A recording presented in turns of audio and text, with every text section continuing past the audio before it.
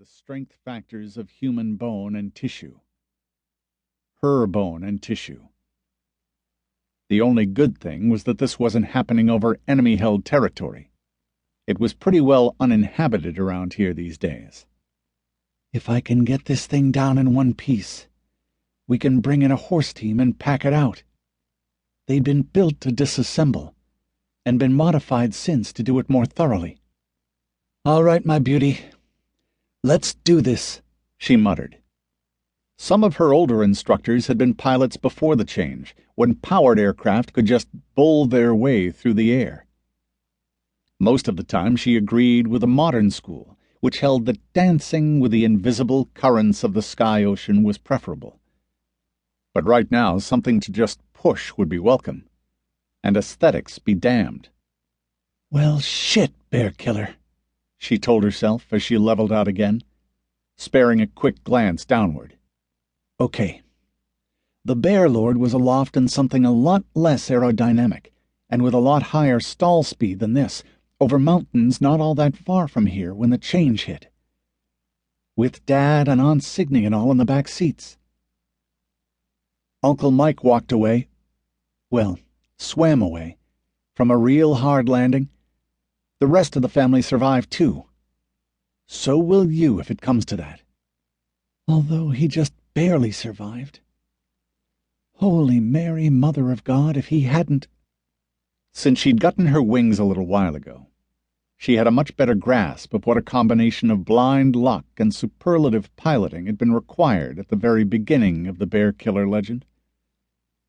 Her mind blanched at the thought that the whole world she knew, including her personal self, wouldn't have existed if her aunt's future husband had been just a little less skillful or fortunate.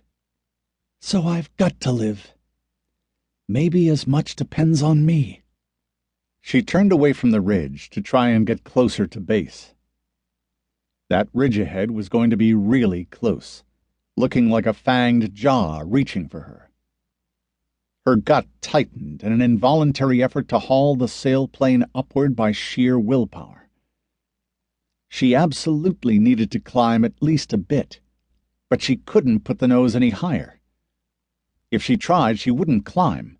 She'd just drop below stalling speed and fall out of the sky like a leaf in autumn as the wings lost lift. Like a leaf in autumn except for the last crunchy bit. Just a little more, then slam the stick down once I clear the crest to get some margin back. Then go looking for an updraft. Speed was dropping. Dropping fast. Too fast. Reflex tried to make her turn the nose down again, but that would mean diving into the mountain slope so bloody damned close below. Just another 100 yards. Stalling felt like slipping backward, an instant after the controls went mushy. Oh, fuck me! What utter brass-assed moron came up with this mission in the first place? The left wingtip brushed the top of a tall larch less than a second later. Whirling impact, battering, tossing, the scream of tearing metal. She shouted and flung her arms up in front of her face.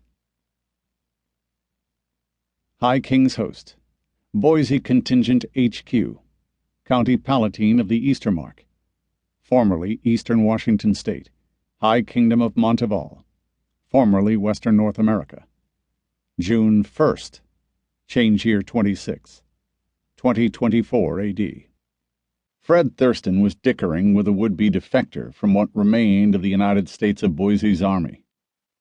Rudi Mackenzie stayed in the shadows at the back of the tent, arms crossed on his chest, ignored after a single startled glance and a jerk of Rudi's head towards Fred. The man who was now High King Artos of Montival kept silent. He was scrupulous in not interfering in the chain of command without very pressing need. And with Fred, such was very rare indeed. Though there's need more often than I'd like with others. Artos I was a young man, a changeling, as it was called here. He'd been born near Yule of that year. But the High Kingdom of Montival was far younger. Its armies were cobbled together from what had been a dozen separate realms, many of